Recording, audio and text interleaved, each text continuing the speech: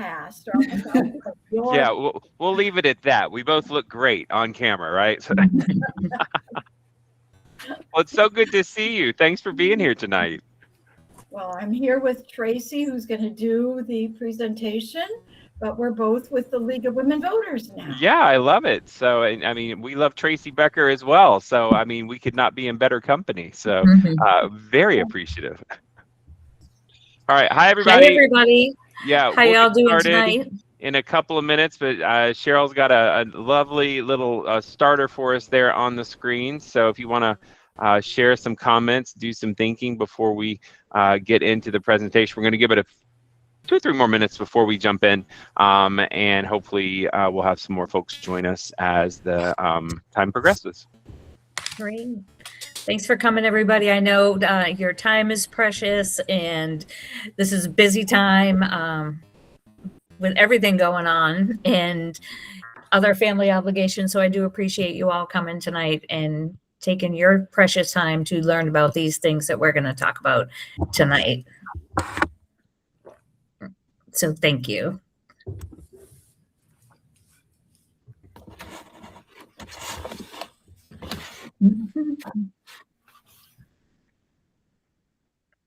Does anybody have any thoughts about what is on the screen that maybe you'd like to share? That would be great. We'd love to hear your thoughts, any interaction. We'd love to hear it. So if you'd like to drop it in the chat, that's fine. If you'd like to raise your hand, that's also fine.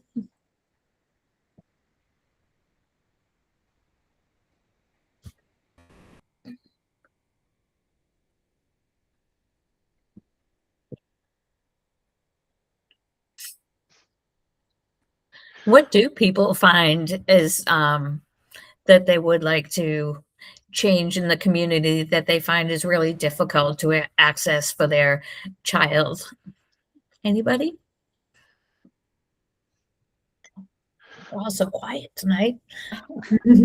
Well, Cheryl, as people are continuing to think, maybe they'll add some things to the chat or feel free to chime in. But I am looking at the time and it's going on 6:35. So we'll go ahead and get started, and we will be recording the presentation tonight because it's all critically important information in my humble opinion. And so we'll hit record, and then we'll go ahead and move on to the next couple of slides before we introduce our guest presenters. So here we are at the rodeo number 5.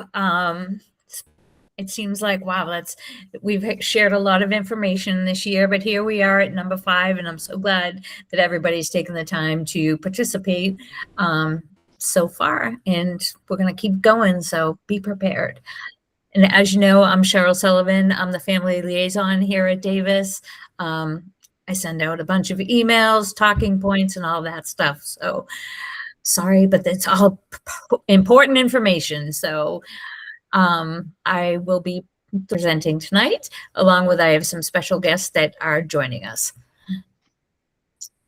And this is, if you need to have this translated into another language, you can go to the bottom of the screen, the Google Meet screen.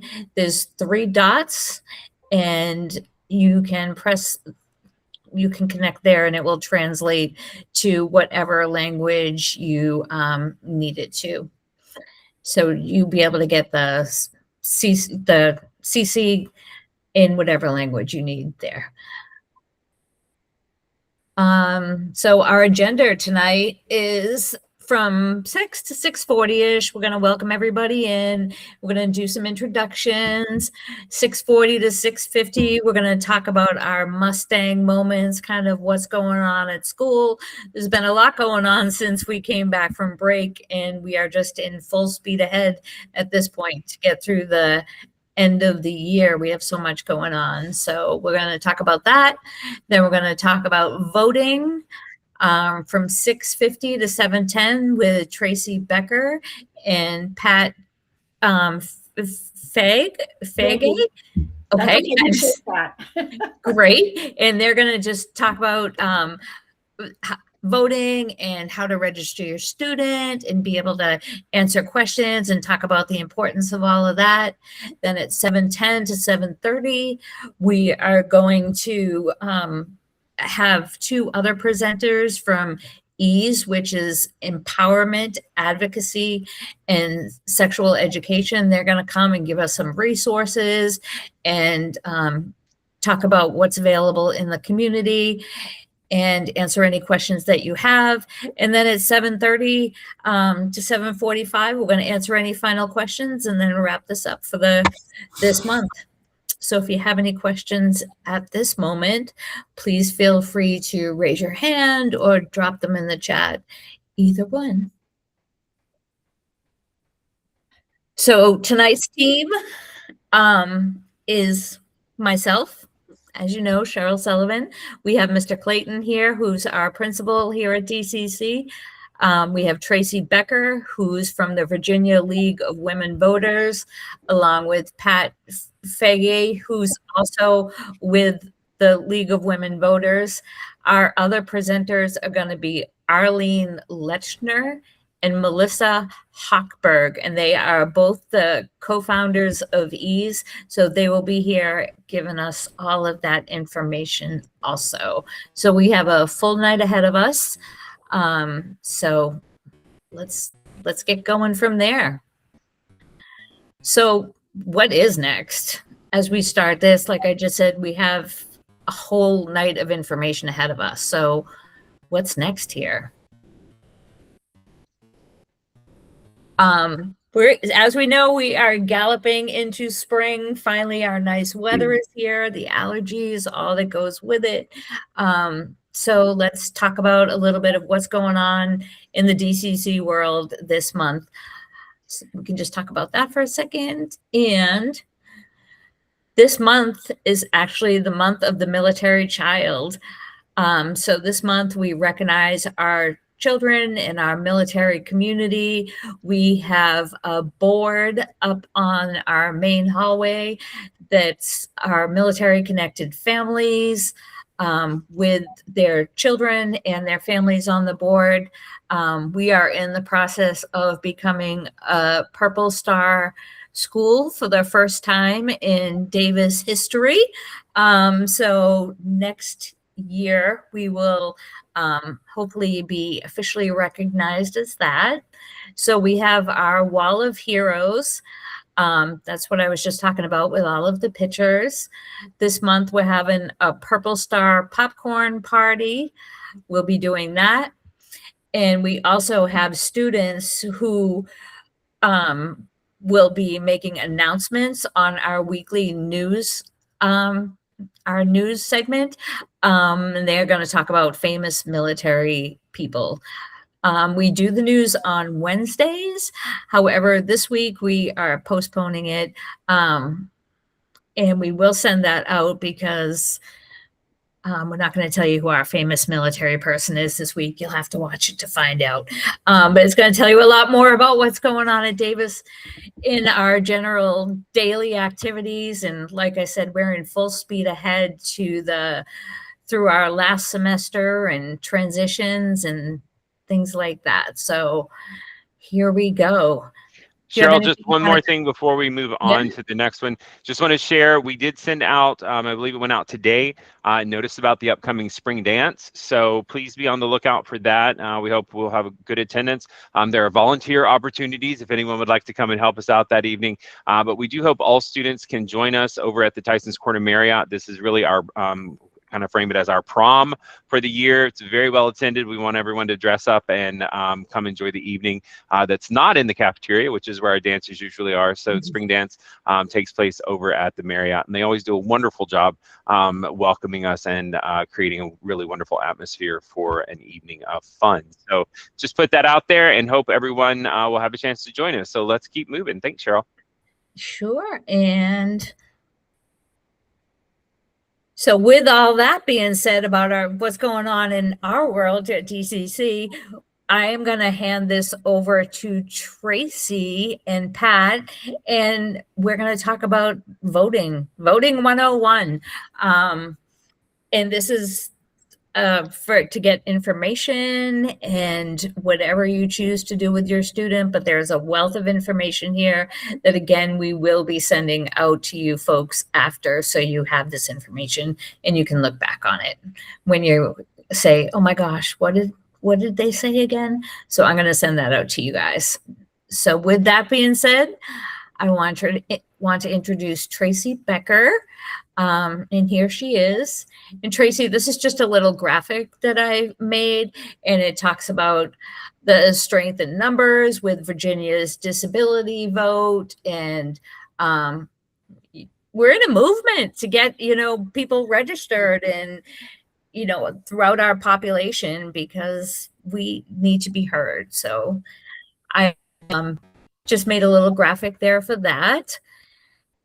I love it. It's beautiful. Yeah. And then I also sent out a survey, a Google form, and I asked some questions to families about what they wanted to know about voting and when it comes to all the ins and outs. And these are some of the things that they talked about. They talked about different barriers to participation in voting. But then they also talked about solutions that they've thought of and what would help their student and other students. So this is just another little graphic that I've made. Talks about logistical things, maybe some of the barriers, uncertainty around their rights is a barrier, and cognitive and informational hurdles is also a barrier with families. So I know I looked through your slides, and I know this is going to be at least one of the things that we talk about tonight. So happy for that. And we talked about some of the major obstacles, kind of in the same vein here, about researching things, anxiety when students go to vote, and their uncertainty around things. And I know you're also going to talk about guardianship in voting tonight. So we're definitely interested in hearing everything that you have to say. So Tracy, take it away. Wonderful. Well, thank you so very much. And this is casual by my standards. I'm thrilled to engage in conversation as we go along and answer questions as we go along. We're a small group, and I am one of you people. My daughter is an alumnus. She graduated from Davis Career Center in 2022. She has been at the Northern Virginia Community College campus in Annandale ever since. And I will brag and tell you she's been on the dean's list every single semester. She is taking it slow. We're fine with that. But she's on track to transfer over to George Mason as well. But I will say that it was terrifying to go to Davis Career Center. Didn't know what to expect. She wound up going into the STEPS program.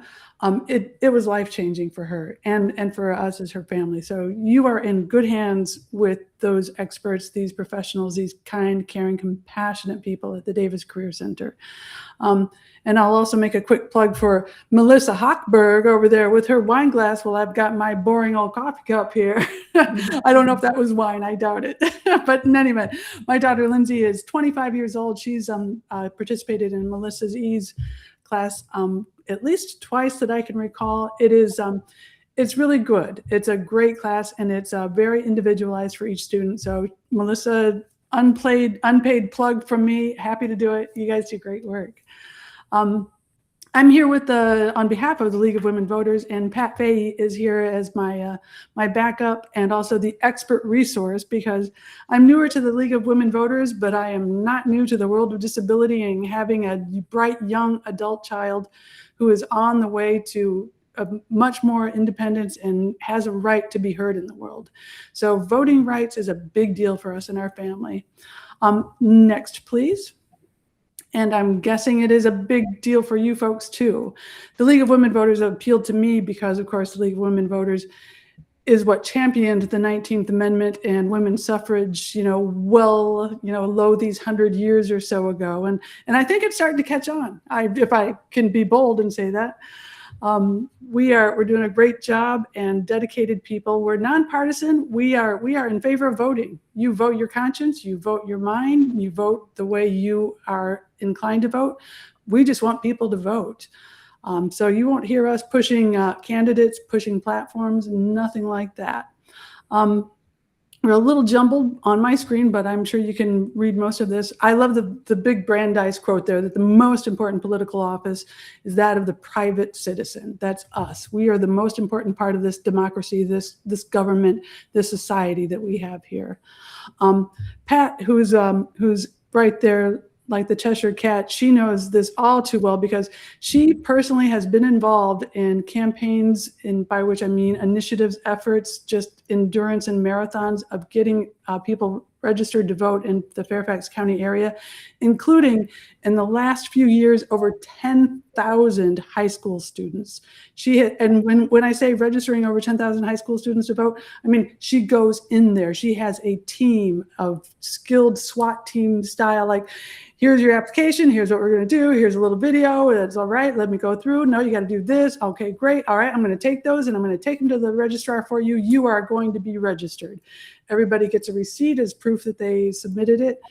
She goes over them. She is a one-woman registration factory, and I mean that in a complimentary way. She's dedicated, she's organized, she gets it done. I like to think, I know voting can feel complicated, so I like to think of it as just a roadmap. I sometimes think of an election as a party, and the registration is like, hey, I've been invited to a party, to an election. I'm going to register an RSVP and let them know I'm coming. See if they got room for me.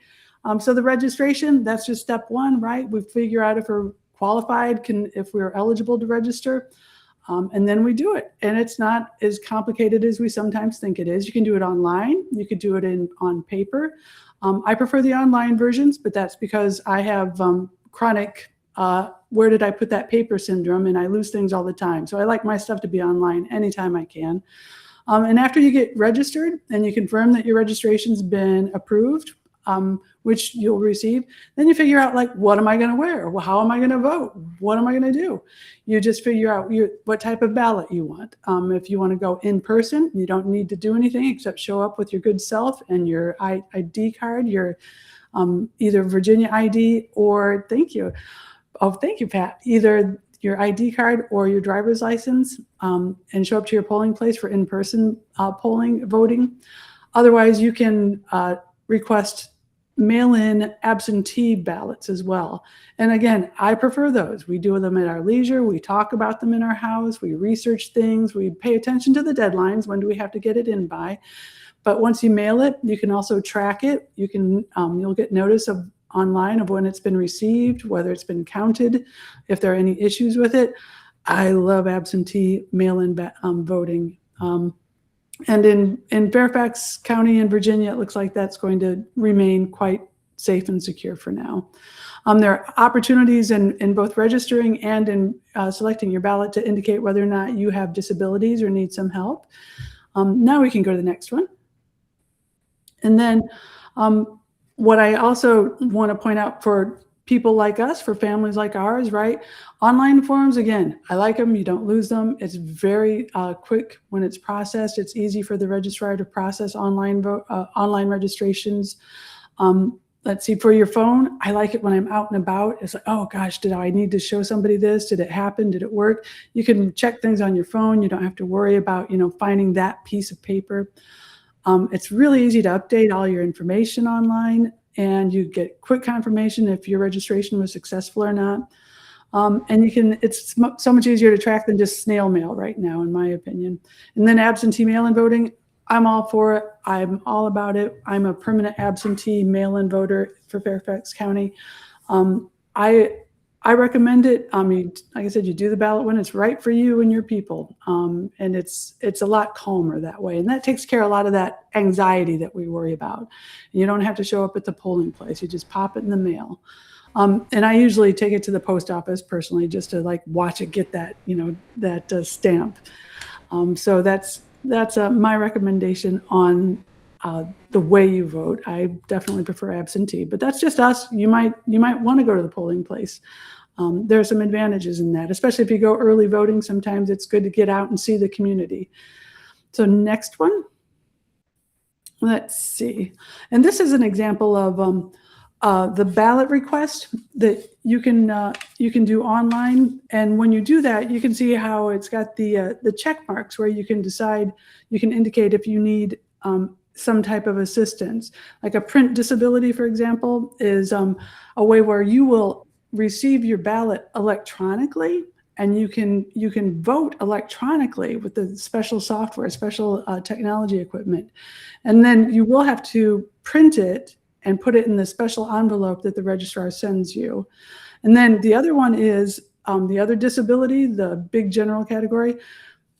I check that because I want my daughter to be able to say, yeah, somebody helped me. And I don't want there to ever be any accusation that she didn't vote her mind, or like, hey, what a coincidence, she votes just like her mom. So we indicate that she has a disability and that she requires assistance. And then we get a form with her ballot that I fill out indicating that I helped her. And then she signs it too, just for good measure. So these are great. This is all online. I think it's so easy.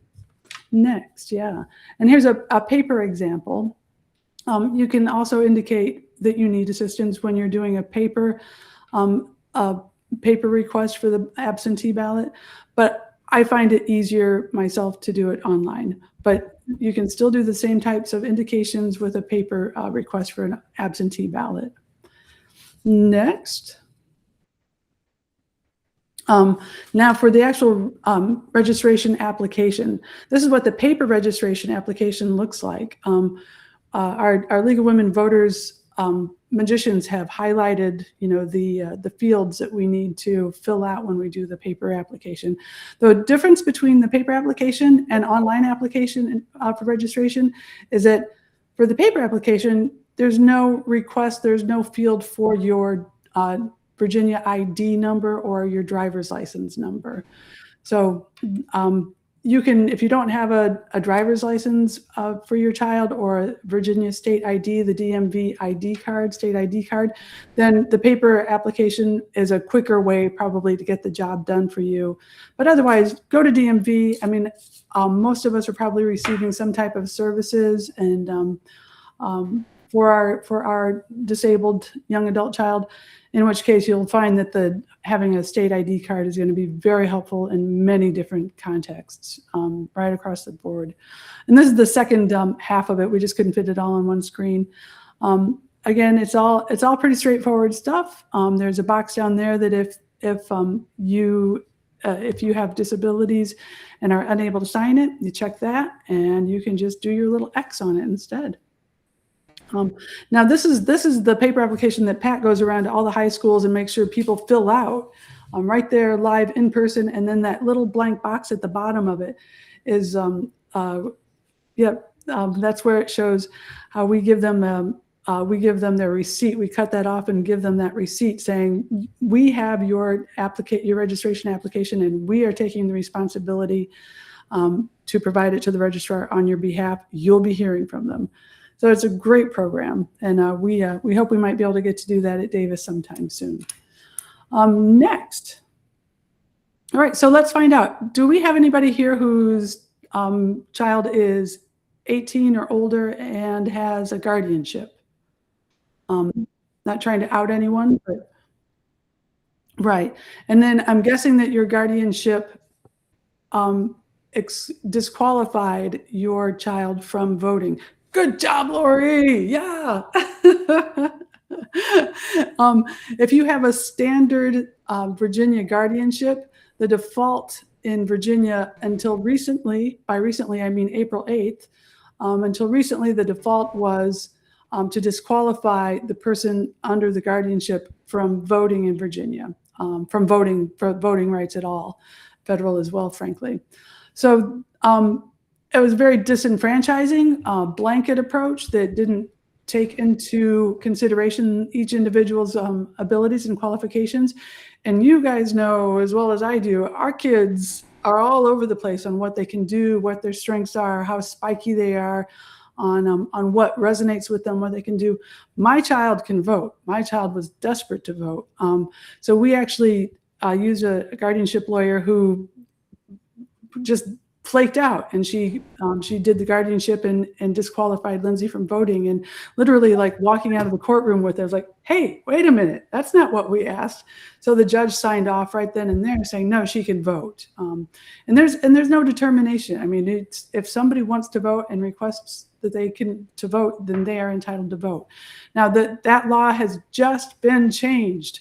And do you know why? Because somebody voted. People voted to change it. People voted for the person who championed it and changed it in our General Assembly in Virginia. So that's another good reason to vote. The new law does not become effective until July 1st, 2026. So we've got a few months yet to go before the new law on guardianships becomes effective. So what do people like you do if you have a guardianship and your child is disqualified from voting in that guardianship? Well, I'm going to be sending out to Cheryl to pass on to you information on contacting the ARC of Northern Virginia, because they are putting together a toolkit to help that we can file petitions with the court who issued the guardianship, file a petition with that court, and your guardianship will be modified in order to reinstate your child's right to vote in that guardianship. It's going to be liberally granted, no questions asked. Your child gets to vote. You file that petition. Let's say you flake out, like I do often, and you forget to file the petition.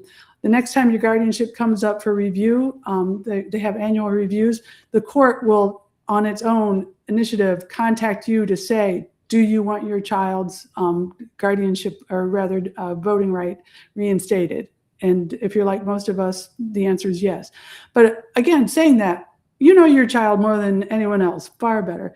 If your child's not interested in voting, if your child is lives in the Super Mario galaxy and does not realize that we're in the United States of America, I'm first of all jealous of them, because that's where I would prefer to live most days. But also, that person may or may not really want to be involved in the voting cycle. It's up to you and up to them. So, I mean, the first question is always, do you want to vote? Are you interested in voting? You're hearing about it a lot. Does that interest you? Let's talk about that.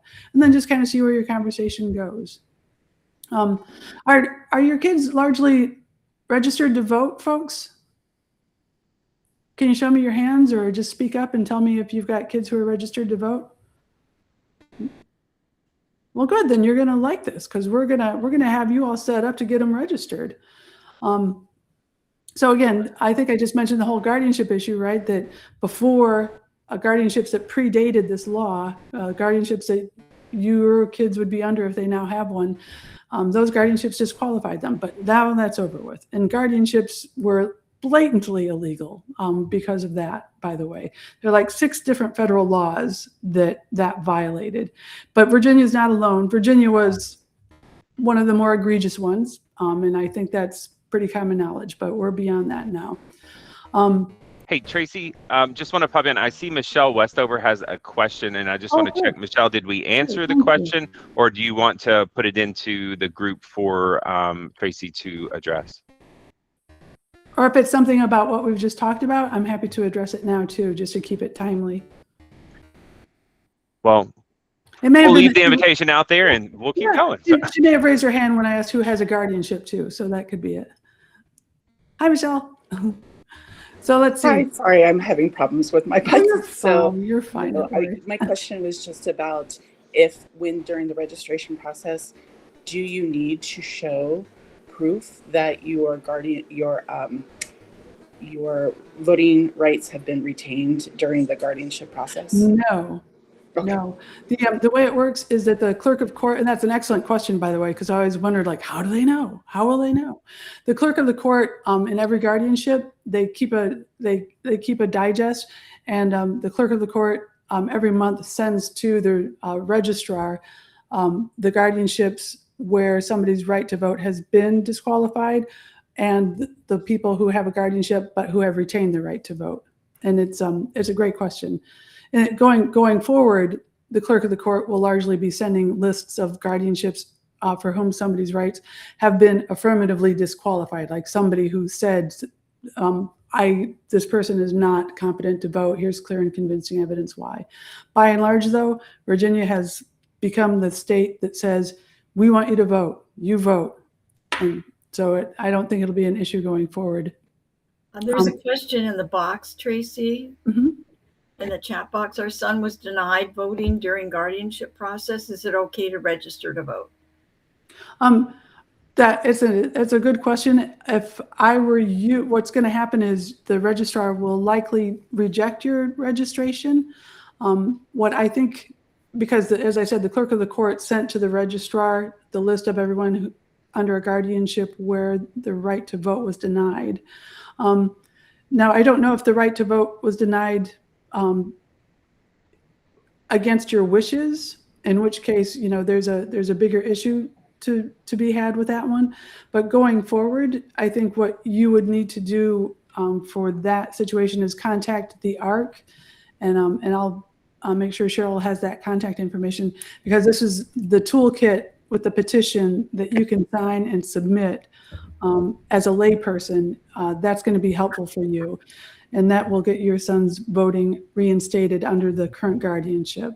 So hang in there. That's what I can tell you right now. But he should be able to get registered in time for the fall, for the November elections. Not for the special election coming up, but the November elections, to be sure.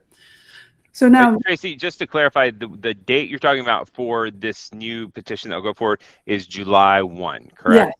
yeah, exactly. Yep. Thank you. So I would get my ducks in a row if I had what I'm calling legacy petition, where my child's right to vote was denied. I would get the toolkit from the ARC with the petition, make sure I know what I'm doing, call the clerk's office and say, when and where can I file this? Because I want to get this in the queue right now. Once I file it, how long does it take for the judge to approve it? And then when can my child register? So I know it's like, because we have nothing else to do as parents of a disabled young adult, right? But you'll stay on that one. So let's see. Did we see like the general registration requirements on the previous one? And these are all listed online at the citizen portal, by the way, for the election office, the Virginia election office. Yeah, the citizen portal. You can download forms if you want to do them in paper format, hard copies. Just make sure you make a copy of whatever it is you then mail to the registrar. Always retain a paper copy for your own file so that you can prove what was or was not on there later on. And then, we're the people who go to DARS and this, Community Service Board and the Virginia Department of Health, right? Those are places where you can register in person. It doesn't have to be a big schlep out to the election office, to the registrar's office, out at the government center. You can register them usually also in person in libraries. Most libraries do it too. So just keep that in mind when you're out and about driving around, that these are the places that will help you register your child to vote too, in person. So next to now, yep. And I think it's pretty common sense. You have to be a resident of Virginia, a U.S. citizen, 18 years or older, sometimes 17, but I don't think we're in that situation. That you're not registered in another state. Sometimes if people move, they forget to, change their registration in that state. If you've been convicted of a felony, you have to have your right to vote restored, but we think that might change with the constitutional amendment that's on the ballot in November as well. But for now, that is the law, and not declared mentally incompetent by a court of law, and that is different from guardianship, by the way, and not subject to what I'm calling the legacy guardianships, where your child's right to vote was automatically denied, disqualified. And if you're a military family, you probably know about the federal voter assistance program. That's great. So if you're a military family, all your questions and information is there too. So go ahead and check out that one if you're a military family. Next. And then, yeah, once you register, the registrar actually acts on it, and you'll get a notice saying, hey, you are now a registered voter, and here's where you can vote. And then you'll also get your ballot information when the time for the ballots to be sent out, if you've applied for absentee mail-in, or otherwise you'll go to the polling place and vote in person. And then sometimes if your registration is not approved, it could be due to a type of error that could actually be corrected, and you'll get another chance to fill out your form and correct that mistake. And now, good news, you're going to vote because you're registered, you figured out your ballot. So now what do you do? How are you going to vote? When you get the presentation for this, where it says inventory your own values, priorities, and interests, the yellow part where it says inventory of priorities, it's a hyperlink that has a really great little graphic that my child in particular enjoyed it, because it kind of puts into little boxes like, what are the things I care about in a candidate, how they handle money, how they handle people, how they handle services, how they handle my community, the environment, schools. And it kind of has a big box of it for each one to help you understand, like, what's important to me. I never really thought about this. Health issues, healthcare issues, everything that will kind of force you to put out there and articulate for yourself, what do I care about and how do I feel about these things? And then you find the candidates who align with those priorities, with those values that your child's identified. And these are some great resources for finding information about candidates and about the upcoming elections. I like ours, Vote 411. It's very handy, very easy on the eyes, very easy to navigate. And these are all hyperlinks in the presentation that you'll receive, by the way. And Rev Up is an amazing organization. Let's see, it's register, educate, vote your power. And they have it's all about disability voting. Go to Rev Up VA, and you'll wonder how you ever lived without it before, because it's a fabulous resource for disability communities in particular. And our very own ARC of Northern Virginia, they are so active in the issues that matter to us and our kids, our families. Their website, they've got great information, and they even have a really good publication on their website about what you can do instead of guardianships, by the way, because guardianships can be cumbersome and they can be expensive and they can be difficult to change, to evolve with your child and your lives. So God love them, the ARC has a really good alternative to guardianships with supported decision making, for example. So don't think that guardianship is the only way you can help your child, exert independence while still being there as their safety net. And then I go to candidate websites all the time, both parties, the one I want to vote for and the opponent. I go to their websites. I sign up for everybody's newsletters, good, bad, and indifferent, because I want to read them and I want to see what's going on. And I love going to their social media. I was like, oh my gosh, I had no idea they were doing that stuff. Yikes. Sometimes it's really shocking to see what candidates put on their social media posts, as we know. But I just like getting the flavor of it. And believe me, your kid's going to know how to navigate all these online resources. Just sit them down and tell them what you're doing, and they'll be there. In-person town halls, they're great too, because you get to meet other people and have like miniature little debates with them. Community debates with each other if you want to.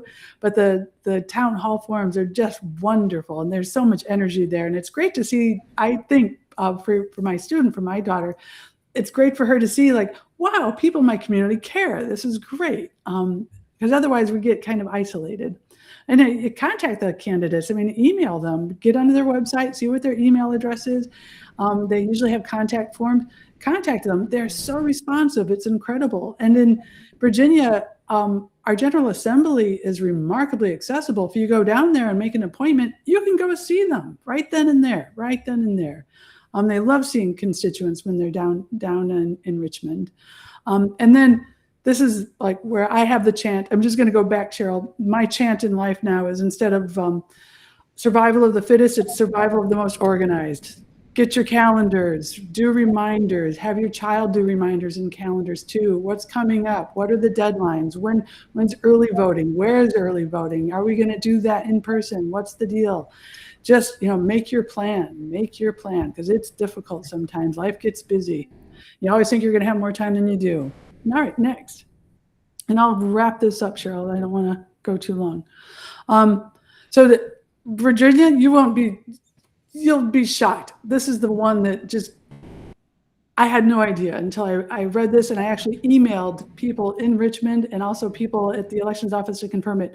You can do curbside voting. You can show up with your child in the passenger seat and say, there's usually a phone number displayed somewhere outside, and you call that phone number and somebody say, yes, voter services, may I help you?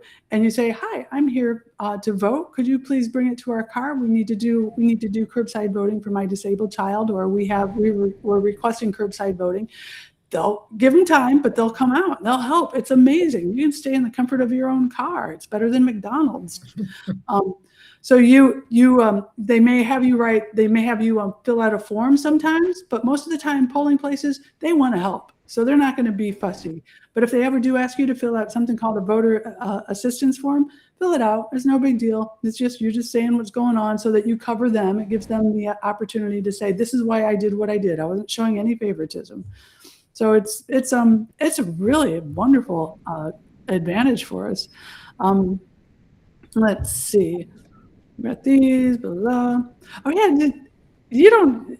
you can say, you know what, I changed my mind, or I made a mistake. You can get a new ballot when you're there voting in person. So you can take the ballot and say, I need a new ballot. Destroy this. And they will. Nobody wants to have a bad ballot in the mix. But everybody sometimes assumes that, oh no, I put a mark on it. Now it's too late. I can't change my mind. No, give it to them and say, I need a new one. Sorry, messed up. No big deal. Next. All right. And then here we are. Let's say something goes wrong. These are the ways you can let people know that something that was supposed to happen didn't happen, or something that wasn't supposed to happen did happen.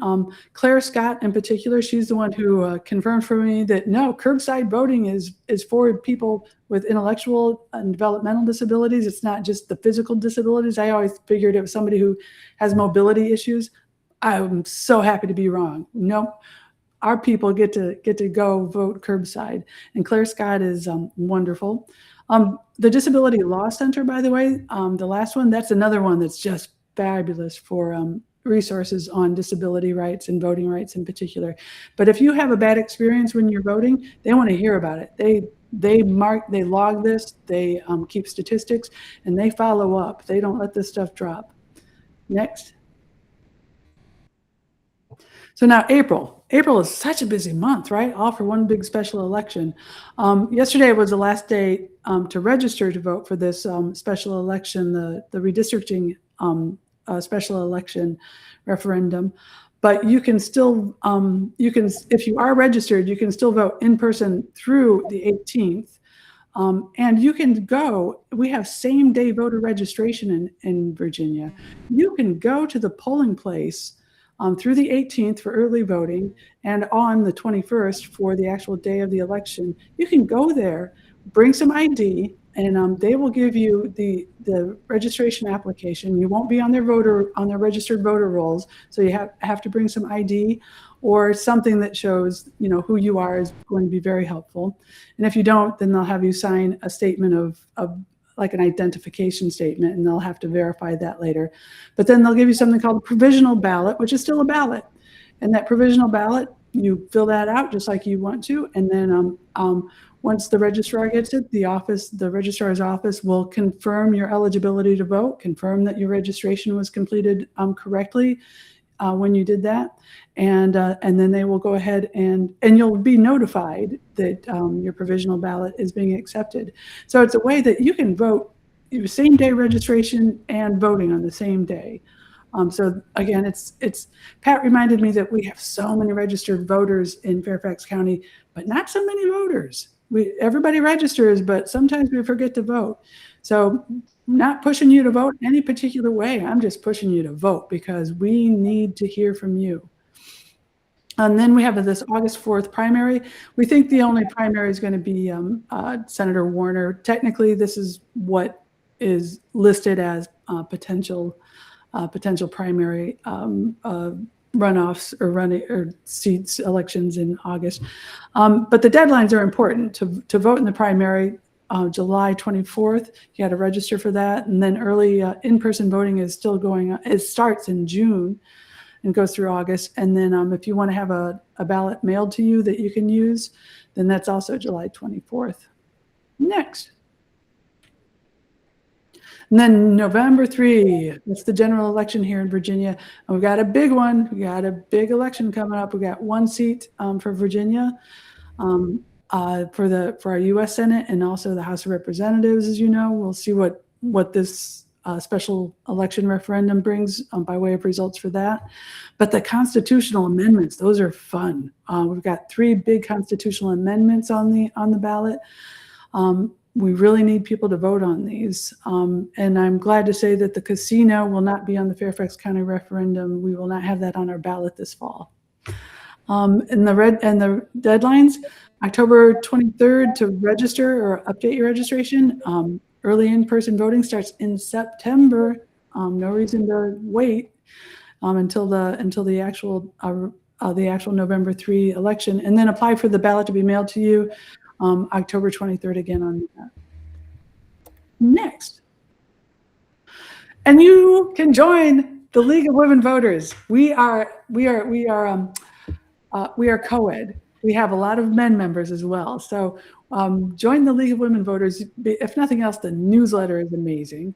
You get up-to-date information, and these women and men know what they're doing, and they are so professional and well-informed and educated. They just want you to vote, and I'm right there with them. So we'll see if we have any questions. What do you think? Oh, that looks great. So I'll work with Cheryl and Chad and see if I might get in there sometime. Certainly in the fall, we could do an in-person voter registration for Davis. And if there's interest, we can bring in some forms with the fields highlighted for your kids to take home if you're interested in filling it out in the paper form for voter registration that way. But get them registered. Thanks so much, everyone. Thank you, Tracy. That was great information. Thank you, Tracy. Thank you, Pat. We really appreciate you being here tonight. And Tracy, to your point about trying to do something in the fall, we are 100% open to that. So look forward to collaborating with you all and pushing forward, registering and voting so that our students have a voice. And that is so critical. So thank you for bringing that up tonight and sharing all this information.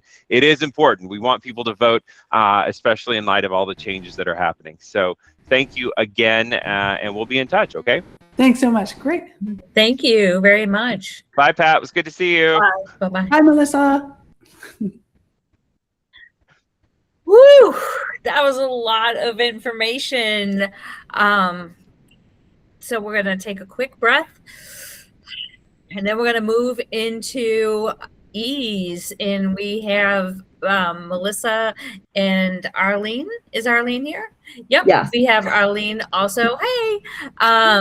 So we're going to move on to that. And they also have wonderful information to give us that it's going to knock your socks off. So are we ready? Can you change Arlene's name to Arlene? Both of the, it's We just both say- both listed as Melissa and the name change, but it's okay. Not a big deal, but Oh, so weird. or Are you not. okay with it being that fine. way? Sorry about Yeah. That's Well, kind of- this is really Arlene and Melissa. So, all right, here we go. So, ladies, just let me know when you want me to click to the next slide and take over and do what you do best. All You can go to the next slide. right. So we can introduce ourselves. First, we want to say thank you to Cheryl and Chad for having us today. We really appreciate it.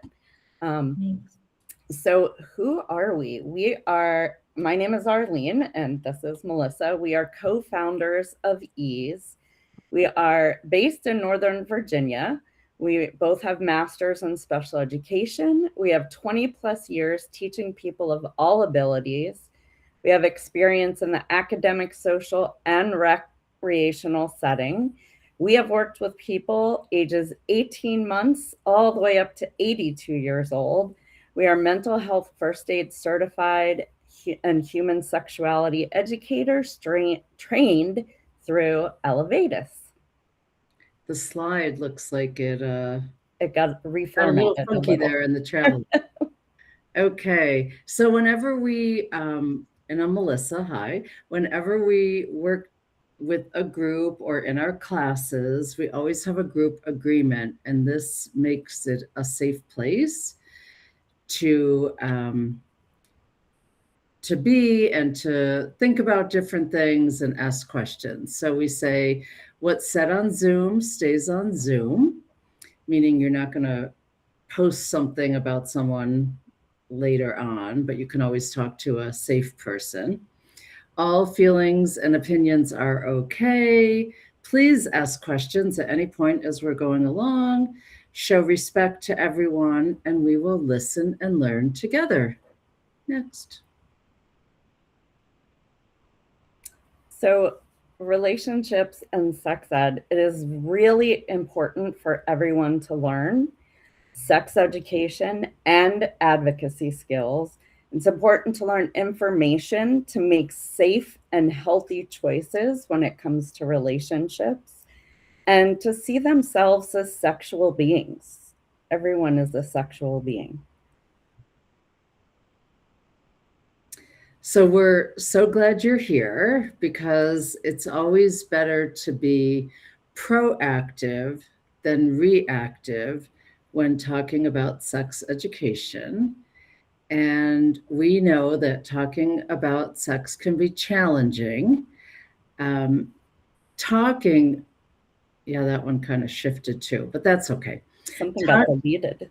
Yeah. Talking about sex actually does not make someone more likely to engage in sexual activity, because the more information a person has, the more likely they are to wait. And that has been well documented. So talking about sex ed doesn't give anyone permission to have sex.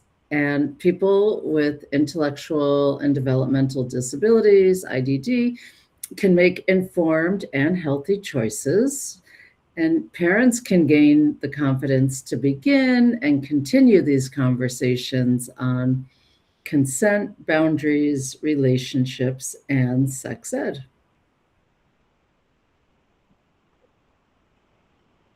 So when we teach, we're E's.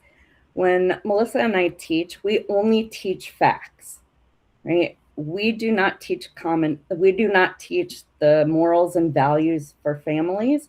That's up to the family. We only teach facts. The only common values that we do teach are consent, respect in relationships, and equity in relationships. Again, parents, it's up to you to share your family's morals and values. And this is water, not wine. So with our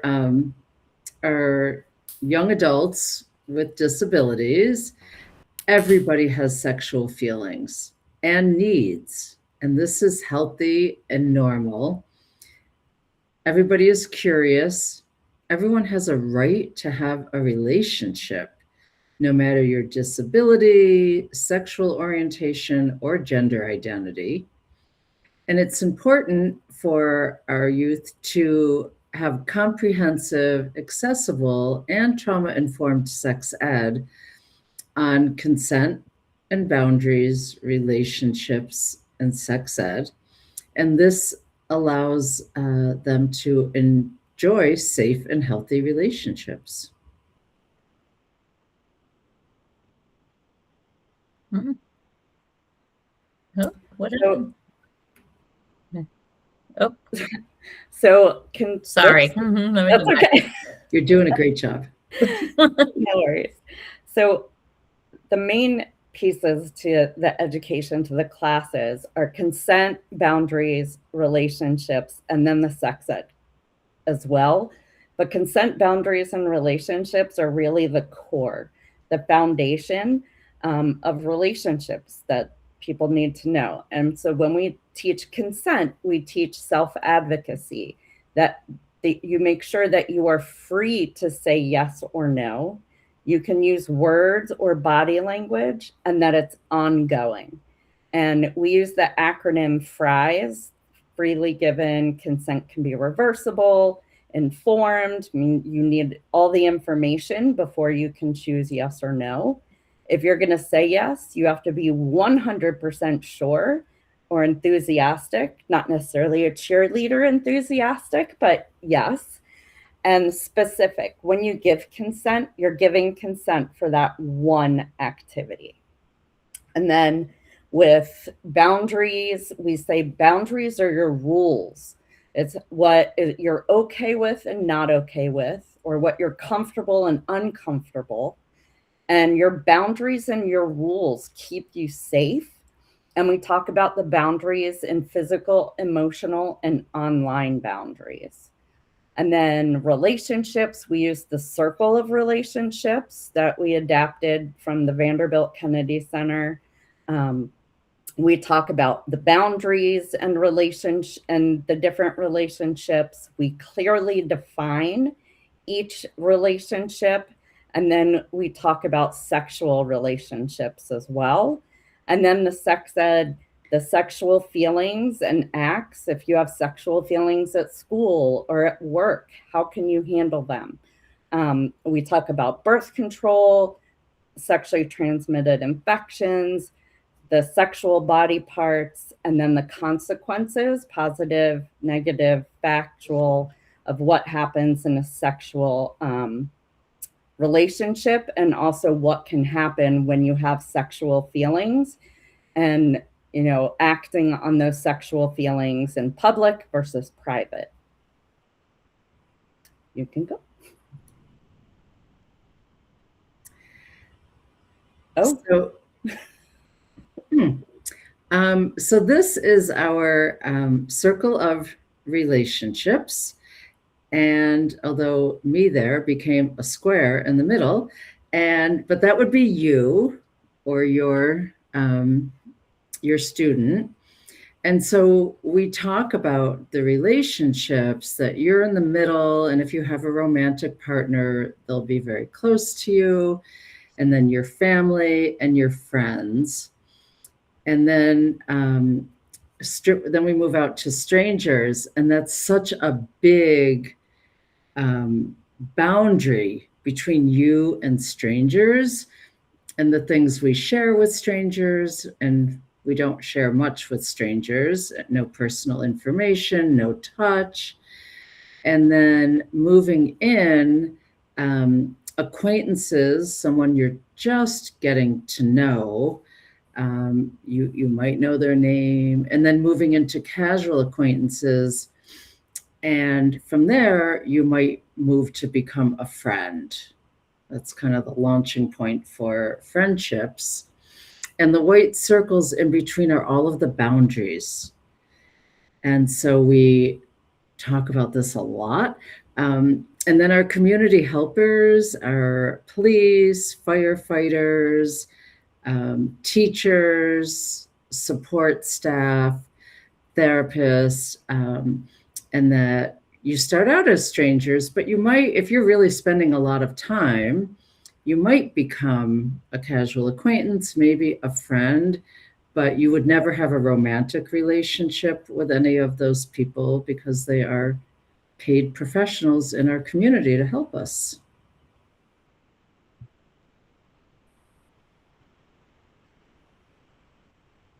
So what happens if you don't share this education or this information? Your child or your student may still have a sexual relationship. They could receive information from uninformed sources. They may not know how to advocate for themselves in a relationship.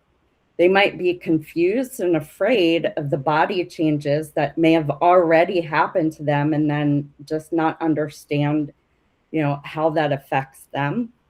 They could be abused and not know that they were abused, or not know who to tell or who to go to, or even what to say. Their student could become pregnant, get a sexually transmitted infection, or engage in unlawful behavior like searching, looking at child pornography, or sexting sexy pictures or becoming involved in relationships that are illegal or very scary. Yeah, so this is why it's difficult, challenging, awkward. OMG, really? No way. Serious and very important to talk about relationships and sex.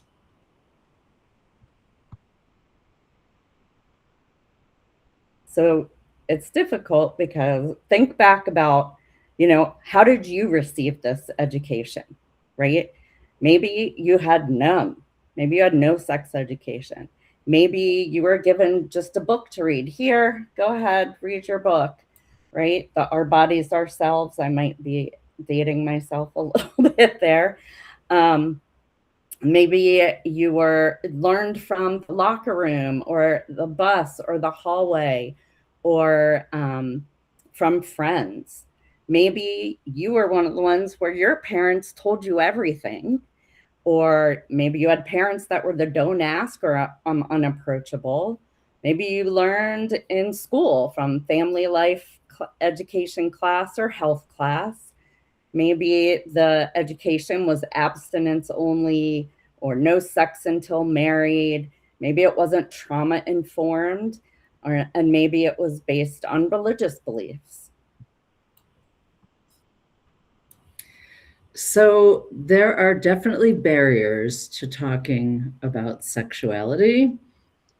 And again, it could be those negative messages or no messages about sex growing up. So you didn't learn a way to do it. So it's really important to set aside your values and just listen to your kids. And then the changing terminology is really hard to keep up with, so hard, especially related to gender and slang. And when we teach and we use medical body parts, but we also talk about the slang and we always learn something from our students.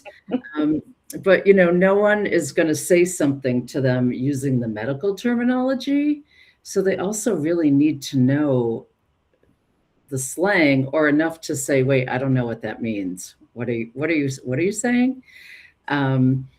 So, and then another barrier is if you're embarrassed, or maybe you're afraid you're going to say the wrong thing at the wrong time, or does my child understand what's being taught? And so you need to clarify, and afraid that if you talk about it, it will lead to promiscuity and having sex, which, as I said earlier, it's the opposite. That doesn't generally happen.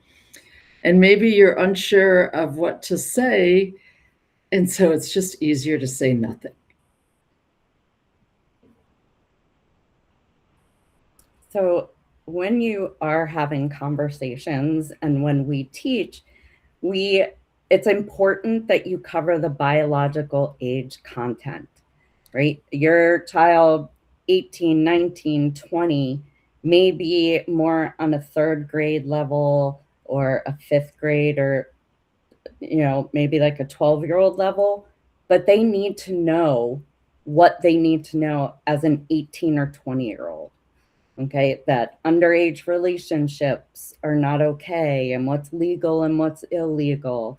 And then when teaching or talking about it, the material that you teach needs to be cognitively appropriate.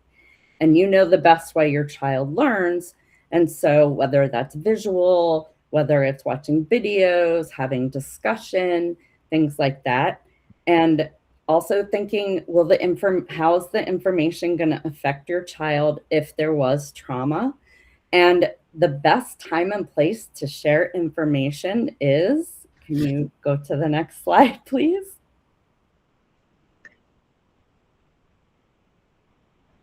The car. The car is an ideal place to have conversations, right? Because you're stuck there, your child is stuck there, and you don't even have to look at each other, right? So you can be embarrassed, they can be embarrassed, but you can still have the conversation. And then if the conversation needs to continue, oh, we're just going to go around the block one more time, right? Oh, missed my exit. Right, exactly. And also, you know, watching TV. Oh, does that look like a healthy or unhealthy relationship? Is that consent? Did you see boundaries? Things like that.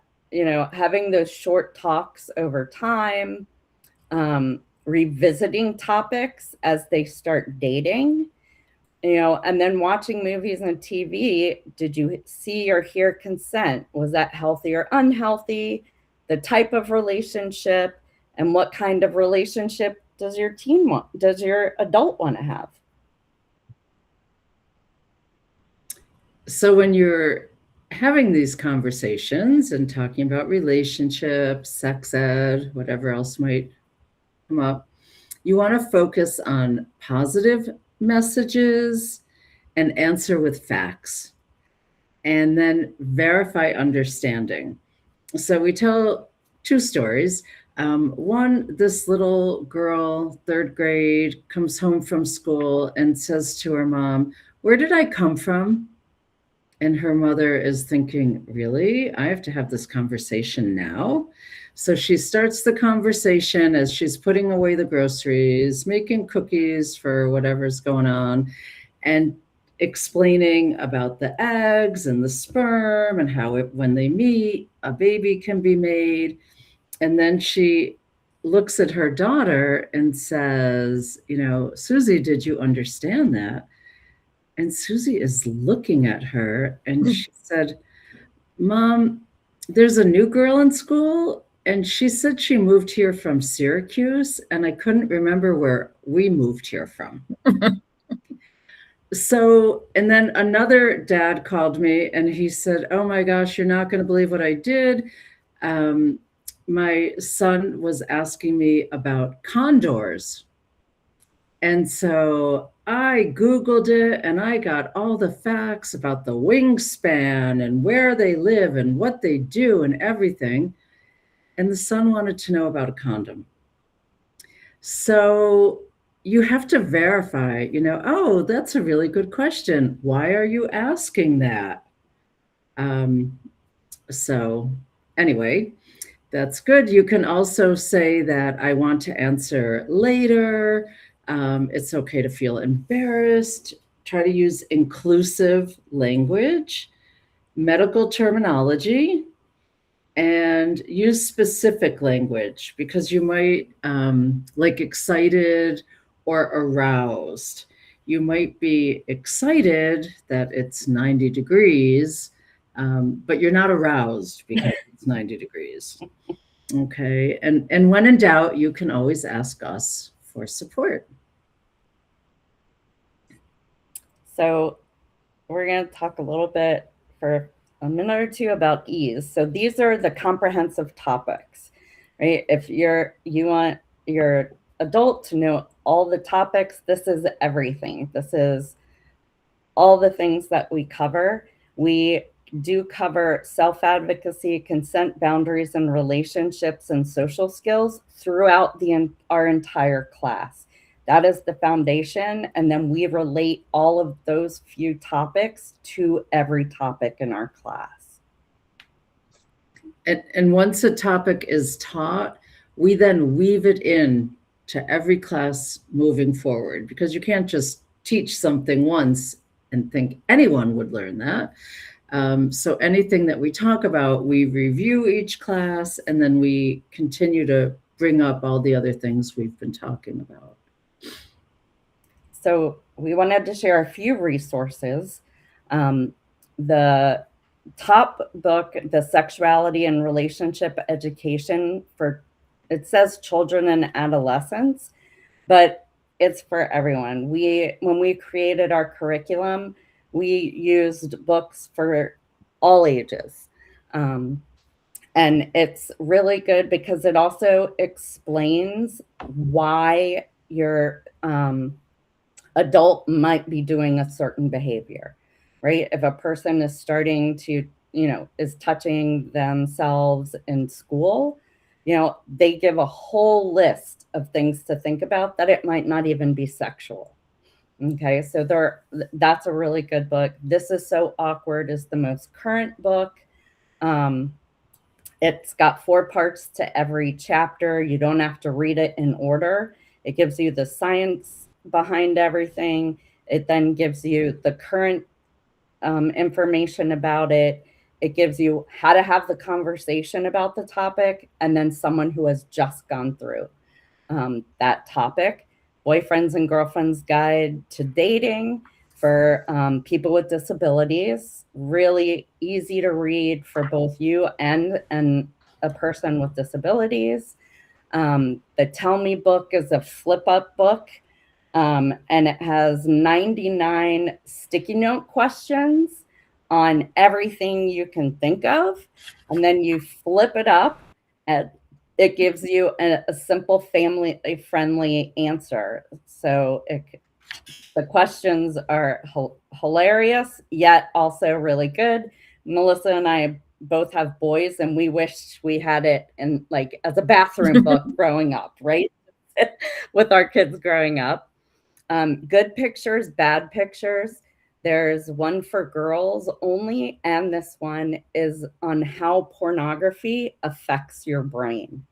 And it's fascinating, but it also gives you points on, if your child stumbles upon pornography, what do I do? How do I have this conversation? And also how to maybe have the pre-conversation before it happens so they know what to do. And then Teaching Children with Down Syndrome. It's not just about Down syndrome. They have resources, they have social skills, social stories. So does the sexuality and relationship education. They have social stories, and they have pictures that you can use in social stories that are appropriate. They're sketches. So it's, if you need a public-private type thing or body parts, it's appropriate pictures that you can use.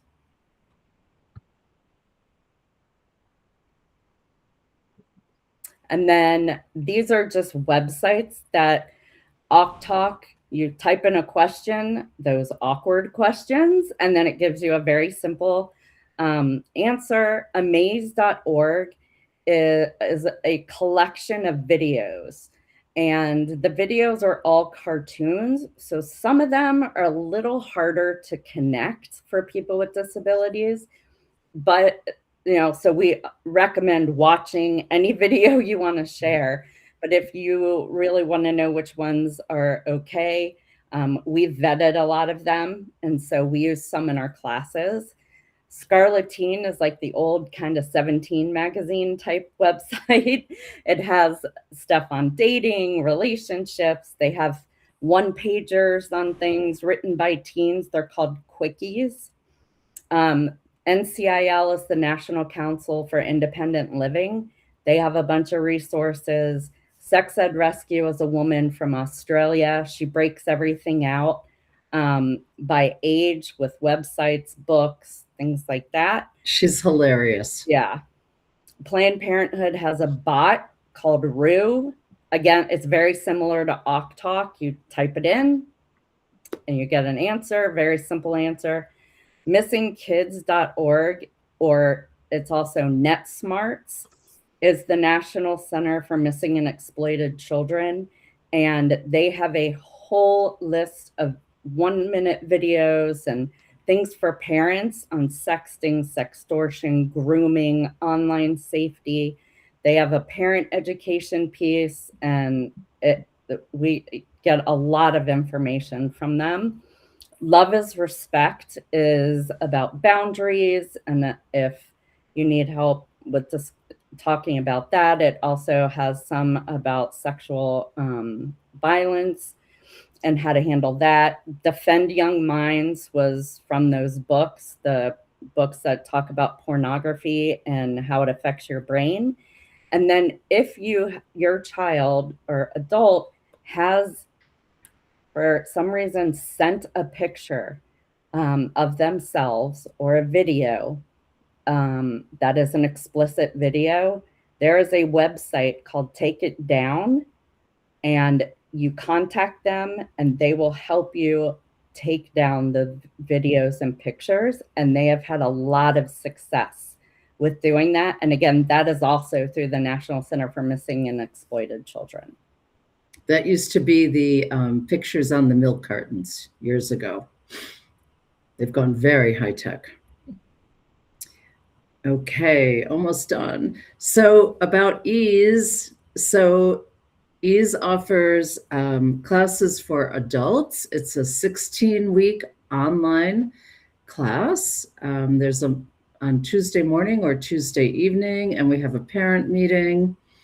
There's also a 12-week online course for teens with 2 parent meetings. The teens are ages 12 to 17, and then the adults are 18 and up. And there's just a lot of legality differences there, or legal differences. We also offer staff trainings, parent workshops. We love to work with group homes and community living places, individual behavioral support and education, personalized trainings, and we also do a lot and support people in the education for people entangled in the criminal justice system, professional development, and more. One more. And thank you. Thank you. There's our website and our email, and our next classes are starting in August. And if you have any questions, just let us know. And we have so many resources on just about everything. And we've talked to Cheryl and Chad about that. So if there's anything that you think of and you're just trying to figure out how to work through it, let us know and we can share resources. Well, Melissa and Arlene, I just want to say thank you for taking the time this evening. We have had several families from the Davis Center come through EASE. I love to recommend you all in the work that you're doing, because this is critically important work that we want to talk about before something happens, right? And I know we've had, or I recall, more in-depth conversations with you all about some of the things you've dealt with in supporting families after the fact of things happening. And we are so grateful that you're here to talk about this, talk about what you do, in an effort to make sure that we are acknowledging that, you know, we are all sexual beings. We are, you know, here to provide information and support our families and our students in a variety of ways. And so again, tonight, between the voting and this topic, we've hit some big things this evening. So I am very, very grateful. And I do believe that everyone who's been here and everyone who might have the time to go through the recording will capture something, especially the resources. And again, a big plug for the work that you all do with the EASE classes. So we hope our families will contact you and have some more questions. Thank you. Thank you. Thank you so much, Melissa and Arlene, for coming. I was really looking forward to this. So I feel like I learned a lot too also. So thank you so much. Okay, well, thanks. You should come to our online safety class, because you would not believe how much you could learn. Oh, okay. I may just have to. You can sit in. Yeah. Sign me up. So thank you for that. So we did cover a lot tonight. Oh, a lot. Maybe you could leave something in the chat or share with us what stood out the most to you as a parent or a caregiver, and what are some of the steps you might want to take with all this information that you've learned. And there was a lot of information tonight. So if anybody would like to share that, that would be great. If still processing it all. Yeah, it's a lot. And we just want to thank you for coming. And I am, like we said, we recorded this, so we are going to send it out, because this is a lot to process. And you're probably going to want to go back and listen to it again, or look back at different things. So that will be going out and available to. Okay, so mark your calendar. Our final rodeo of the year 25, school year 25, 26 is going to be Wednesday, May 20th at 6:30. Of course, I'll send out invites and a million reminders about it, but this will be our final rodeo of the school year. And we're going to go back to housing because that was a hot topic. And we have somebody from the CSB come in, their supervisor, and we have two representatives from, one of them is from Gabriel Homes, which is a group home, and the other one is Lisa Escoto, and she began family-run group homes in this area. She's also a parent of a special needs child that had to finagle things, so this is what she did. So we will have those two people, actually those four people with us on Wednesday, the 20th. We will be able to record that also. I'll be sending out a Google form with, you can ask questions or anything like that beforehand so we can kind of put it in the slides and let the presenters know. And if you have any more questions, feel free to contact me. This is my email, my work cell phone, always on talking points. So feel free to reach out any way that you can, whatever you like best, whatever you feel most comfortable best. And thank you again to everybody who takes the time to come here every month and sit through these things. And it's a busy time, and we understand that, but we hope that you take something from each one of these presentations that we do, and